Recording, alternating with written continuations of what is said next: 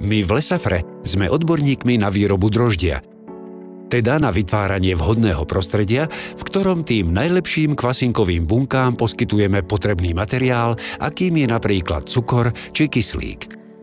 Za týchto podmienok sú kvasinky schopné rozmnožovať sa, čiže vytvárať nové a nové bunky. Ako to robíme? Všetko to začína v našej kmeňovej banke, kde rôzne druhy kvasiniek skladujeme pri teplote -80 stupňov Celzia.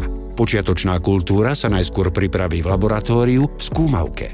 Niekoľko miligramov kvasiniek sa nadávkuje do kultivačného roztoku, ktorý sa umiestni do inkubátora na požadovanú teplotu. Následná fermentácia si vyžaduje trpezlivosť. Pripravený roztok sa po úvodnej fermentácii premiestni do väčšieho prostredia. Cieľom týchto krokov je postupne zvyšovať získanú biomasu, čiže množstvo získaných kvasinkových buniek.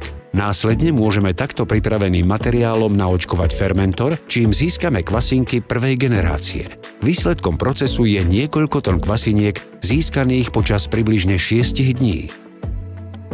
Kvasinky sú následne oddelené od kultivačného média, v ktorom sa rozmnožovali.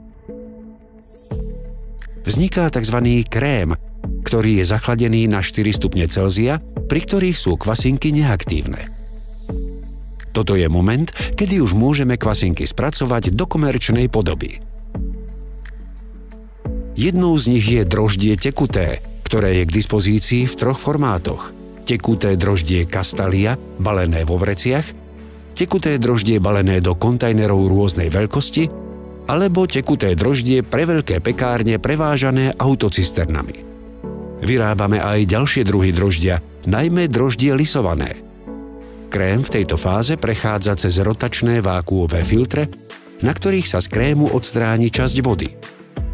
Získajú sa tak jemné vrstvy droždia, ktoré sú následne stlačené v lise, nakrájané do blokov a zabalené.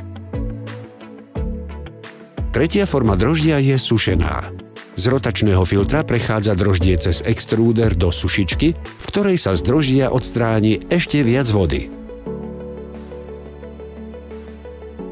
A toto je proces, ktorým vyrábame droždie.